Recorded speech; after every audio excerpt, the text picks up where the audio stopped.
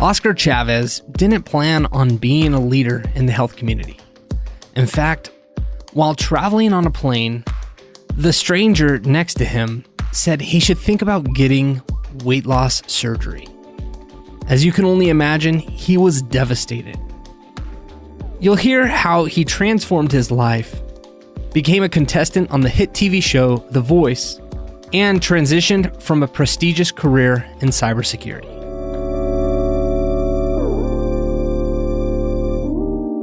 We really started out with a software engineering background, and it honestly all just happened by mistake. So I couldn't find a job once I finished studying and ended up in sales, just found myself in sales. And from there, just really worked hard at working my way up the corporate ladder and ended up in cybersecurity eventually, which is a really emerging niche, and it's growing significantly. But I seem to be quite a diverse character. So when I first, when I was going through school, I never really did the normal thing. So I started clowning as a profession and doing magic, like magic shows for kids and stuff. So I've never really been someone that fits inside the normal box. So I've always been doing kind of all this weird stuff. And then when I was really looking at, okay, how do I really build my own, really build my own business and build my own legacy? And I wanted to do that through real estate first. And so, working on, finding deals, renovating, all that kind of stuff. And I saw this webinar one day that just changed my life. And it was about turning something that you're passionate about into a business. And I never really had that perspective because I was like, well, I can help people lose weight. And that's kind of my specialty, losing 169 pounds. And I was like, you know what? There's a real problem with the weight loss industry because it's so polluted with everybody trying to sell their, online apps and not really delivering significant value to people. I was like, you know what? I've got a unique perspective on the health and fitness industry, especially because I have such a technical background and real business background, like understanding businesses and what makes them unique. And I was like, well, I'm just going to do something different, carve out a totally different, unique section of the market for myself and work with people that really want to change their lives for the better. So we look for people that are really at that point where they've tried everything, because people are going out and getting surgery, and that's the point that I was at as well, where you don't know where to turn, you're full of constant frustration, you've tried everything and it doesn't work, and you feel so helpless. And I was like, they're the people that I want to find, the people that were like me. At this point in his life, Oscar is nearly 200 pounds overweight and as insecure as you could possibly imagine. Up next, you'll hear how a stranger sitting next to him on the airplane said something that left him completely wounded. Take me back to being in your airplane seat and that conversation. Like, how did that unfold? Just give me into those details. I want to hear that. Yeah, I'm even feeling nervous now just talking about it because it really was an impactful moment. But as you travel everywhere, the inner dialogue that you have, and this is something that I teach my students about, is really listening to that inner voice, because it's so easy to just ignore because we're busy, we're scrolling on Facebook, but really listening to that inner voice. So, I was just sitting there, I was traveling to Melbourne for work, so just like any other day, and I'm sitting next to this lady, and I'm like, when I was big, I would always fold my arms on the, because your arms kind of like take up half, so you're always kind of like trying to take up as little room as possible to try to inconvenience people as little as possible, so like your legs not touching them, because even that's awkward because you're like, oh, I'm big, and like all this inner dialogue that happens, like it really does weigh a lot on your mind. So you're not carrying just physical weight, but emotional weight as well. And I remember just sitting there, just trying to keep to myself, and I'm just, all I'm thinking is, oh, I hope this lady doesn't think I'm taking too much room, and oh my gosh, this is awkward because we're touching shoulders. And honestly, she just turns to me, opens her mouth, says, have you considered getting lap surgery? And it was, I think about 6 weeks before that, I'd had the same conversation with my doctor. My doctor was like, you really should consider getting surgery now. And that was probably the second conversation I'd had with the doctor about the same thing. So she turned to me. I felt so embarrassed. I felt ashamed. And but you know what? This lady had the best of intentions, because she said that that she had actually had the surgery, and she had lost a whole bunch of weight by going down that route as well. And she pitched it to me as, you know what, they remove part of the stomach that is responsible for your sugar cravings.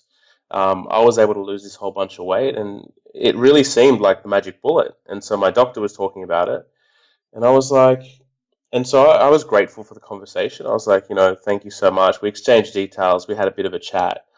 She gave me her business card, and her name is Julianne. So if she ever listens to this, thank you. But I haven't reached out to her since. But yeah, it was just one of those conversations that just changes your entire destiny. Like, you know, to now, you know, working with people to help them fix their issues. What was the emotional impact? So, like, were you shocked inside? Did you cry? Did you look at it and did you see the world differently? Like, hey, I've got a timeline to my life. What was it like? Yeah, it's one of those like moments where you feel so embarrassed that you really have to hold back the tears. Like, you feel your face flush. You know, my face went red immediately, and you know, I'm not a emotionally led guy, but I was quite emotional that day, because all this inner dialogue, she pretty much exposed it. And as a bigger person, you never want to be exposed as being big, and you always kind of joke around it, and you go and shop in the plus size section, and people are like, oh, we don't have your size, and gosh, that feels horrible. So you're constantly surrounded by this negativity. But yeah, that day, like, it really felt terrible for her to say something to me. But at the same time, she was really gentle about it, really warm. So I was able to quickly, you know, just dust myself off and have the conversation, rather than being rude to her, or rather than being self-defensive. You know, I didn't make excuses for myself, because I think that's one of the worst things you can do as a person, just constantly make excuses. Yeah, it was a defining moment. Even though he was self-conscious of his weight, he had the confidence to pursue things he loved. One of those things he loved was singing, and he was featured on the hit TV show The Voice. But we're going to find out if he was being extra ambitious to mask his fears and inadequacies. It's not something that is. It's more a subconscious fear rather than a conscious one. So you go around, you go about your day, and like, I had ambitions. You know, I wanted to be a celebrity and all this kind of stuff, like the stuff that I don't want now. Like, I don't want to be known in that way. But you know, you carry yourself, and in your own eyes, it's something that you don't carry around every day as like it's the front of consciousness. It's really around that subconscious problems that it creates. So yeah, so when I stepped on, we were just talking about this before, but you know, when you step on stage, you just adopt that alter ego, and you know, I think that's probably why I love singing so much, because it just took me away from my world of problems and my, you know, lack of discipline and my emotional eating. That I was able to step on stage. People loved me because they would cheer for me, and you know, after the concert, I'd get off stage and people would be like, "Oh, you're amazing!" Like, even after getting off stage on The Voice, the film crew, you know, all came to me and they're like, "Oh, you know, you're awesome. You're gonna win," and stuff like this. They're like, "Yeah, my vote's on you," and stuff. They probably say it to everyone, but you know, it felt it felt awesome. So yeah, I was fairly ambitious, and I don't think. You know, I don't think it held me back from trying to accomplish my dreams, but, you know, going through the transformation has definitely enlarged my territory. Like, it allows me to, you know, when I travel, you know, I was talking to one of my students the other day, and she was telling me that when she went to Mexico, she lost a bit of weight recently. And so she went to Mexico, and she had to climb up these almighty stairs to get to the top of this like expansive hill, and with this just with a flying fox. Do you guys say flying fox in the US? What is it called? The cable where you hold on and it zips you across the zip line. Oh, zip lines, yeah. Zip line, yeah. So she walks up the hill, gets on and she's fearing, like, you know, she's trembling and she's incredibly scared. But I love it when people share their inner dialogue with me because you learn so much about them. And she was saying she was just so grateful in that moment that even though she was really fearful, that she was able to experience that by walking, by firstly being able to walk all those stairs. Because when you're in a situation of obesity, you can't just go and climb 500, 1,000 stairs. Like it's too hard on your knees, it's too hard on your ankles, it's too hard on your back. But yeah, like being able to do that stuff is just, yeah, it's truly, it's wonderful. You don't realize it when you're in that state, but it really does hold you back from a lot of stuff. Wow. So as you're talking and explaining stuff, it seems incredibly exhausting, because one, physically exhausting, but I'm guessing because of the inadequacies, like it would be really mentally and emotionally exhausting. Is that what happens when you're in that state? Yeah, and not a lot of people talk about this stuff, right? And this is why I think it's important to speak about it, because there is, whilst a lot of people aren't aware of it, because a lot of people don't listen to their subconscious, there is that constant negativity that's baggage. It's not just weight they're carrying. Um, there's a few things that compound the issue, which make it worse. But the biggest, like when you're walking around, you don't feel it as much. Like you start sweating and you kind of brush it off, and it's kind of like, oh, or you get tired easily, and that's just life, right? But for me, the biggest transformation has been the transformation of my mind to really, like, because let's say, like, I read this research article that said that like 30 to 40% of your thoughts are negative, right, about yourself. So any person, most thoughts are negative, or not most of them, but a lot of thoughts are negative. When you're in a situation of obesity, those negative thoughts become a lot louder, and they become one of the loudest influences that you have in your life, like saying, oh, I can't do this and I can't do that. And then all of a sudden, instead of having a really positive outlook on life or mindset, it becomes a negative mindset. No, I can't do that because I'm big, or I can't do that because I'm big. So it really does impact your quality of life. And part of the reason that I decided to, I guess, speak about stuff like this is because, like I've embraced, people say YOLO, you only live once, but you only die once, but you live every day. So it's important to live every day, like to the best of your ability, and to really have that health, because a life on the other side, like a life like I would never go back to that. Like it's prison. It's a psychological prison. So being free from that is the most exhilarating feeling that you could ever experience. It's awesome. Up next, you'll hear why eating less and working out more wasn't the answer for his weight loss transformation, and why typical thinking isn't the answer in health or in business. You've had this transformational moment because of Julia's comments. What did you do next? Like, what was that first step? Take me back there. Yeah, I mean, before that, it was 10 years of trial and error of yo-yo diets. And so I did what all the weight loss companies said, which is eat less and exercise more. So I started going to the gym twice a day. Started eating I started eating salads, and that was my solution.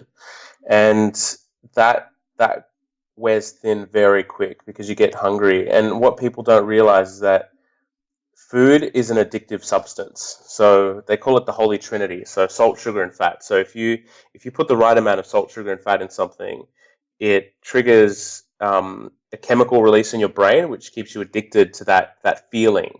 So food enjoyment is very, and as a burrito consumer, that when you're eating a burrito, like there's nothing else in the world, like it's awesome. So it's awesome until about 15 minutes after. Exactly. That's exactly what it is, right? But then if you have like a deep psychological attachment to the food, that's when it becomes an issue, or an unhealthy psychological attachment. So yeah, I tried eating less, exercising more. That worked for a little while, but then I would gain the weight back. I tried like meal replacement programs where they, instead of eating real stuff, you would have shakes again, I would get temporary results and then put the weight back on. And I'd gain more weight each time. So it was trial and error, and I kept failing. But when I really started to learn about like the basics about nutrition, that's when my life changed. So one of the biggest epiphanies that I help people understand is that people that are successful and finally get the long-term results are more fearful of undereating than overeating. And it sounds weird because you're kind of like, well, you're big, so therefore you need to eat less. But that, diet culture has made us all like eat really small portions. And even things in your body like the metabolic process to burn fat, optimally create hormones, keep your brain functioning, that all requires energy. And energy is found in burritos. So like I'm a big fan of eating, like I eat like maybe 5 or 6 burritos a week. So like I'm right into the, like give me a quesadilla, I'll eat it. It's awesome. Okay. So now that you've understood the actual details of it, of nutrition, is that what helped you start to create the change? Yeah, it was really the education piece. Like this is what I learned, any great change starts in the mind. And it's really hard to get the mindset out there with every kind of guru trying to make it seem hard. Like, and there's even books about the last like 5 to 10 kilos because, and I'm at the place now where I have maybe like to get, washboard abs, but I'm not really interested in that, right? But that portion of weight is the hardest part to lose. So what everyone does is they take those last like those principles of the last 5 kilos and they apply it to someone that's got this great big goal and it's unsustainable. So even elite athletes can't stay shredded all the time because it's just an unsustainable. Like you lose a night of sleep, it's game over. You miss some training, it's game over. Like it's a very difficult process to manage. So if you apply those methodologies to someone that's got such a big goal, it's unattainable. It's unattainable. You've got to start with baby steps. Understand the mindsets, and once you understand the mindsets, then you can really get your way to freedom. What would some of those principles be? Would you mind sharing some of those with our audience? Yeah, for sure. So one of the biggest wake up calls for me was one that I mentioned first was the undereating. Like it's really important not to undereat. That's foundational, like foundational step. The other one is to be aware of what I would call it, what's the word? It's like fake marketed as food or food like substances. Food like substances. So food like substances are things that have been heavily manufactured in order to make their price point incredibly low so that consumers can buy more of their products. So when you do that, the only way to make stuff cheap is to manufacture the hell out of it, which means taking all the nutrients out. So when you eat stuff that is high in calories, so high in energy, that doesn't actually contain nutritional value, your body stores all that as fat. So if you eat fast food, for instance, that's a very concentrated energy meal. So it has a lot of energy in it, but your body can't actually process much of that as nutrition. So if you can't process it as nutrition, you process it as fat. And so it's really important to stay away from like manufactured foods, processed foods, because that stuff is, one, it contains the holy trinity, salt, sugar, and fat, and it keeps you psychologically attuned to eating those foods. And two, you're not deriving any nutrition out of it, so you're not fueling your body properly. So they're the two cornerstones of everything I teach, because once you can free yourself from those principles, then all you need to do is the daily habits. That's it. So once you can fix those two things, and it's the daily habits that you really need to implement into your life, and then you can get there. Because 98% of people put their weight back on after a diet, and it's just because they go, okay, eat less, exercise more, and that they're not the first two things you need to fix to get to the end. So as we're having this conversation, it has me thinking, and I'm looking at the parallels of this journey of weight loss and becoming healthy. And I'm looking at business and I'm saying, okay, well, what you're talking about, one was understanding the system. So that's KPIs, the metrics. And then the foundation, here you're talking about, focusing on a couple principles.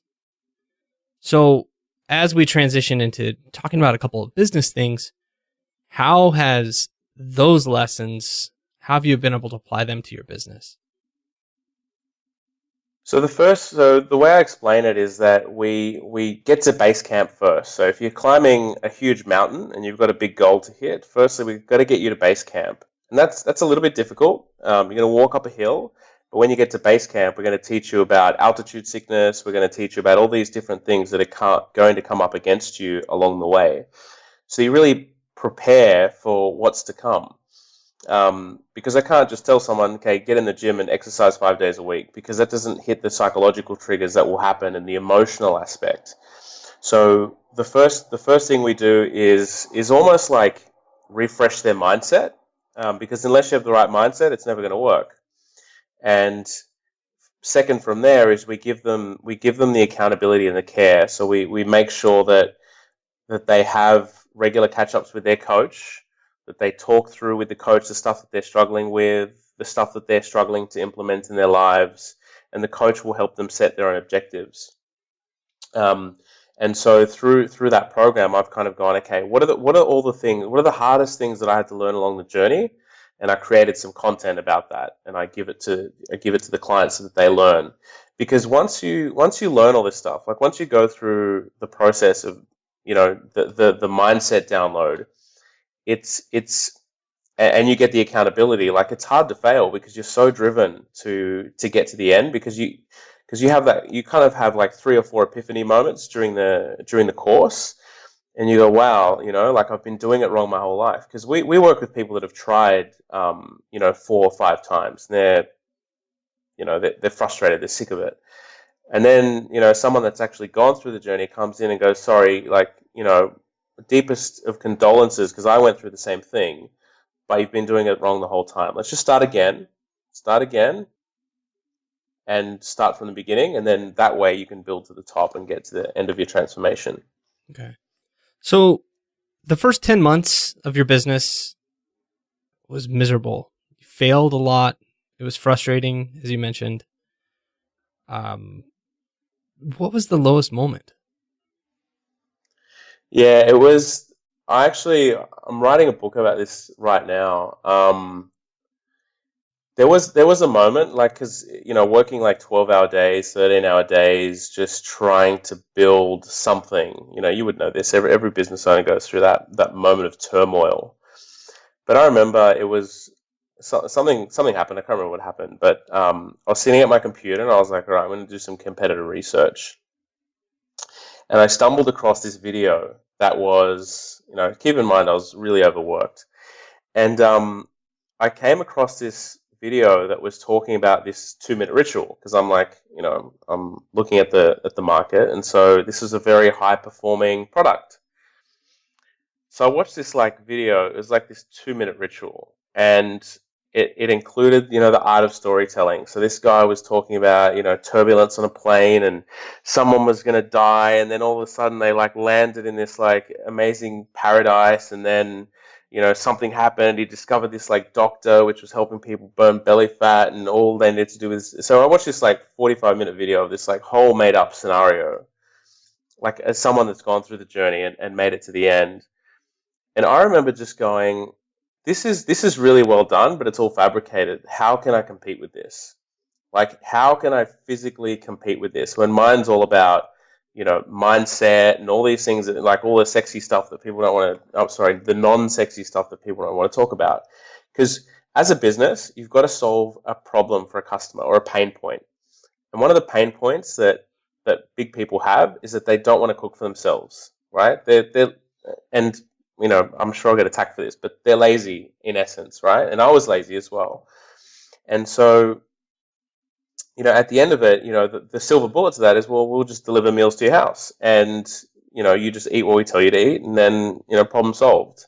That's not sustainable. And it creates this perception that eating healthy is actually more expensive than eating fast food. And that's not true at all. So I remember just sitting there watching this video, And I broke down in tears because I was overworked. I was stressed, and I was like, I can't compete with this. I give up. This is too hard. And I remember, like, I actually wrote about this, but I actually ended up turning to a tub of ice cream to feel better about myself, and I ate the whole thing. I just remember sitting there, like, just so, like, miserable, crying, just eating ice cream, going, like, this is stupid. I can't do this anymore. And so the next day I woke up and I dusted myself off and just hit the hard work again. So that probably happened like 6 months into the journey. In this part of our interview, you'll hear why Oscar makes it a point to personally be in touch with each customer and why he believes it's essential to understand the customer's language. It's this concept of human-centered design. So, and I guess what we call product market fit. So if the old way was just creating products and getting them out there into the world and marketing them and just praying that people would love the products. But in the world of digital, it's really important to have a minimum viable product and then refine the product to your market. And if you apply the philosophies of human-centered design, so what did you like about this? What didn't you like about this? What are the opportunities for improvement? And you continue to rebuild the business to fit your market so tightly that you create an obsessive following of people that just are hungry to consume more and more of your content, because it's much cheaper to get a referral than to pay for advertising. So advertising is great, like you got to have it in a business, but if you can create a movement or a following within your audience base or within your customer base, then that is how to get a truly viral company. And we're not there yet. We're not even close to there yet, but we need to go through the process. So I talk to everyone now. We offer them a really low priced book. So it's a series of 3 books. It's like heavily discounted. It's kind of like the McDonald's philosophy. You come in and buy something, they lose money on that first purchase, but then they'll make money on the second purchase. So we offer them something of really high value as they come into our funnel. And then everyone that buys that product, I'll talk to them personally just to get feedback about, what's their experience. And I'll just want to connect with them, just like we did. What's your story? Tell me about you. What have you tried? Like, tell me about your life. And what I found is that a lot of people that go through, that are at their wits' end, they're going through some other stuff as well. They're deeply unhappy about something else. They could be dealing with relationship breakdown. They could be dealing with, troubles at work. Maybe they're depressed because they're getting micromanaged at work. And so this isn't, whilst someone can overeat and become obese, there's generally something else there under the surface that they're not happy about.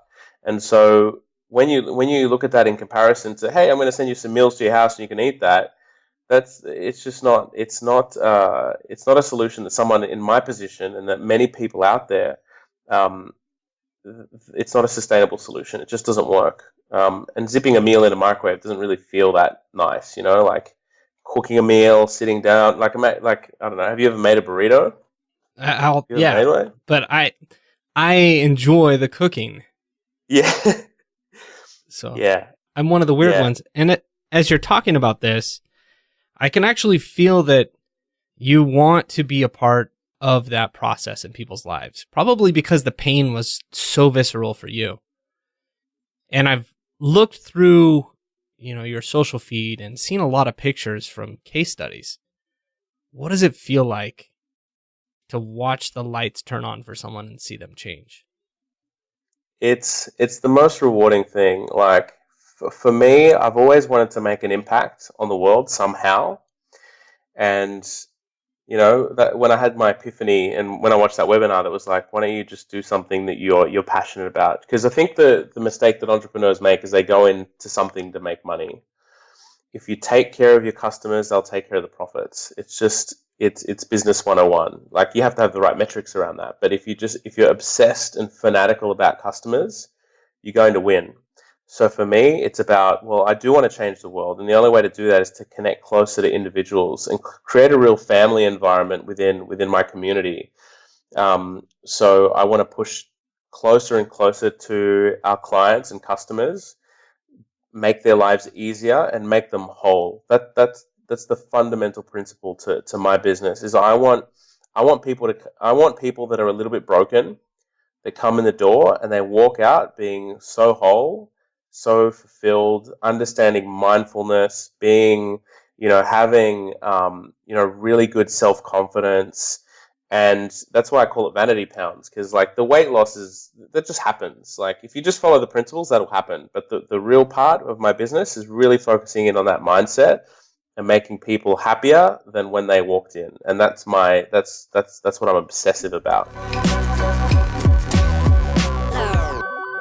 Coming up, you'll hear why he's building a community, and you'll hear about the next stage of his business. For me, it's really about building that love within our customer base. So I'm thinking, okay, so maybe I can run not a competition, but I'll select a few people at random that come through the process, get their transformation, and host like a cooking school with them. So they can come to a commercial kitchen, and we'll just get in the same room and we'll cook. Because I'm not scalable. Like my time isn't scalable. I can only spend so much time with people. And so my coaches really do a lot of the heavy lifting in terms of giving them that one-to-one care. Because I really need to be focused on building the business rather than being in it. So the first thing I do is talk to the customers, make sure that I understand what their mindset is, why they bought the program, and I have a little bit of dialogue so I can learn a bit more about them and understand my market better than anyone else. And then number two is how can I connect deeper with them on an emotional level? Because at the end of the day, they're going to go through an emotional journey and they're going to connect with me as being their main mentor and teacher throughout the process. So I really want a way to build a connection with them. So I'm always looking for new ways to implement solutions to be able to do that and connect deeper with the customers. That's fantastic. So what should I have asked you, or what should we have talked about that we didn't get to? Oh, that's a hard question, and I know you always ask this, but I never thought about it. We covered a lot of ground. I think the one piece of advice that I'd give to entrepreneurs that are really wanting to build a strong business is cut out the whole separating from customers part. Like get out there, and I've run a few businesses and failed, like most entrepreneurs. But it's kind of scary to go out there and talk to a prospect, like, oh, I have this, I'm thinking about this service, would you buy it, sort of thing. But you get little nuggets of wisdom from those conversations because you can make assumptions. And something we ramp on about in digital design is that as a leader of a business, like I forget what quote it was, but as a leader of business, you say no authority outranks anyone here. So data makes all the decisions in our business. Data. And if all we have is, and if we don't have data, all we have is opinions, then let's go with mine. So I try to foster a relationship where we all talk and we all have opinions, but at the end of the day, it's all about the data. So if you're an aspiring entrepreneur and you want to start a business, get out there and get the data. Talk to your customers. Go really narrow on who your market is. Talk to them and understand everything about them. Pains, needs, concerns before you even begin to build a product. Because until you know that, then you shouldn't be building a product, because you can spend 80% of your time building a product and then you will take ages to launch because you're now doing the data collection process. If you just talk to the customers first, understand them, get your message right, it will make your business's ability to scale much quicker. Okay, great. And listen to Spencer's podcast. I mean, God, so much like wisdom in there. It's awesome. Well, thank you. How can our listeners connect with you and say thank you and follow what you're doing? Yeah, so Twitter's good. That's probably the only social channel that I kind of run full time. I've got my team running the other stuff. I jump on Instagram a bit as well. So on Twitter, I'm Fat to Fit Foodie, and on Instagram, I'm Fat to Fit Foodie Coach. So yeah, reach out, say hello, and I'd love to help if this resonated with you. Definitely. And in the show notes, we'll make sure to put a link to your website. Okay, awesome. So that people can access that there. And I want to say thank you for sharing what it's like to be a person that's creating transformations and a person that's helped people's lives and is continuing to do that. More power to you. Thanks for being a guest with us today, Oscar. Thank you so much, Spencer. Thanks for having me.